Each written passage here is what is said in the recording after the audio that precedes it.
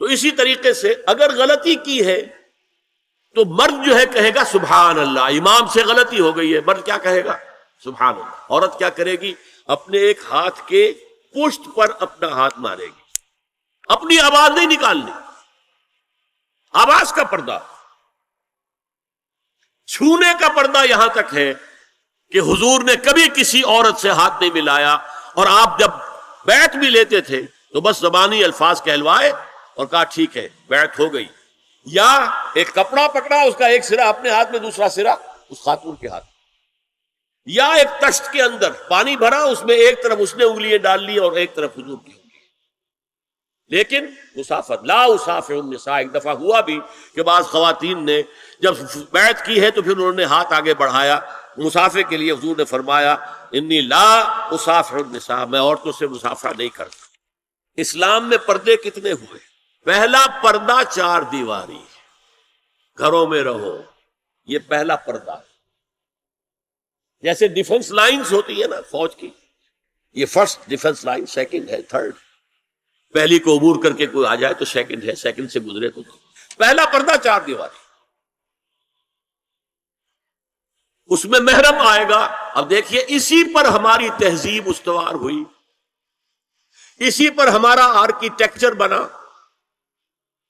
گھر ایسے بنے کہ مردانہ علیحدہ زنانہ علیحدہ، چھوٹا آدمی ہے تب بھی بیٹھک علیحدہ، بیٹھک باہر سے کھلے گی اور پھر ڈیوڑی سے ہو کر پھر گھر کے اندر جائیں گے، مرد آئیں گے تو یہاں بیٹھیں گے، اندر نہیں جائیں گے، اندر تو صرف وہی جائیں گے جو محرم ہے، ابدی محرم۔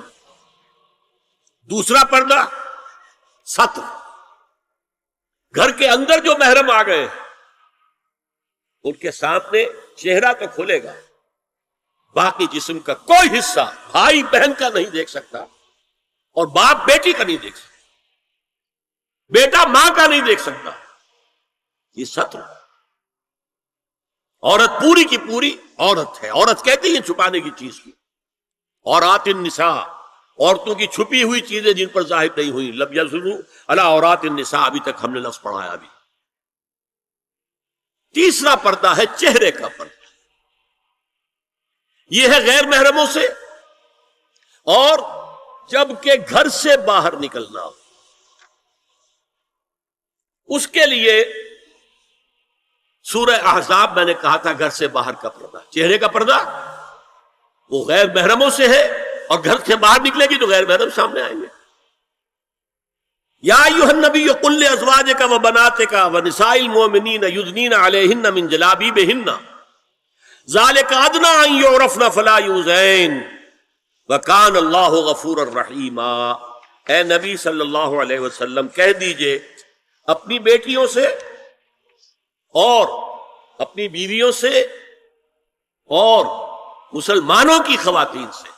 اب دیکھیے یہ سورہ احزاب ہی میں ہو رہا ہے، شروع میں یا نساء نبی سے بات چلی، استیزان بھی صرف نبی کے گھر میں داخل نہ ہو اذن کے بغیر، آگے چل کر سورہ احزاب ہی میں عام بھی کر دیا، قل لازواجک وبناتک ونساء المؤمنین، کہہ دیجئے اپنی بیویوں سے، اپنی بیٹیوں سے اور اہل ایمان کی خواتین سے، یدنین علیہن من جلابیبہن، کہ وہ اپنے چہروں کے اوپر اپنی جلباب کو لٹکا لیا کرے، چہرہ چھپ جائے۔ اب اس کی تفسیر میں چاہتا ہوں کہ آپ کو جو مختلف مفسرین نے کی ہے وہ آپ کے سامنے میں رکھوں۔ حضرت عبداللہ ابن عباس نے اس آیت کی جو وضاحت فرمائی ہے اسے حافظ ابن کثیر نے اپنی تفسیر میں اس طرح نقل کیا ہے، اللہ نے مسلمان عورتوں کو حکم دیا ہے کہ جب وہ کسی کام کے لیے گھروں سے نکلیں تو اپنی چادروں کے پلو اوپر سے ڈال کر اپنا منہ چھپا لیں اور صرف ایک آنکھ کھلی رکھیں، دونوں آنکھیں بھی غلط ہیں۔ ہمارے ہاں برقع کیوں بنا تھا؟ دیکھیے چادر میں عورت لپٹی ہوگی، اس کا ہاتھ جو ہے اس چادر کو سنبھالنے میں آکوپائی ہو جائے گا۔ برقع ضرورت کی ایجاد ہے جو ہوا ہے، اور اس کے آگے آپ کو معلوم ہے پچھلے برقعوں میں جالیاں لگی ہوتی تھی کہ نگاہوں سے بھی براہ راست سامنا نہ ہو، اور یہ میں نے اپنی آنکھوں سے دیکھا۔ انقلاب ایران کے بعد جو حاجی آئے ایران سے، ان کو جو میں نے دیکھا ہے اس طرح چادر میں ملبوس عورتیں ہوتی تھی، لمبی سی چادر، ایک ہاتھ سے اس کو اس طرح پکڑا ہوا ہے، اور صرف ایک آنکھ کھلی ہے، دوسری نہیں۔ میں نے شروع میں کہا تھا ہمارے نزدیک اسلام دین ہے، صرف مذہب نہیں۔ اسلام قرآن اور سنت دونوں پر مبنی ہے، صرف قرآن پر نہیں۔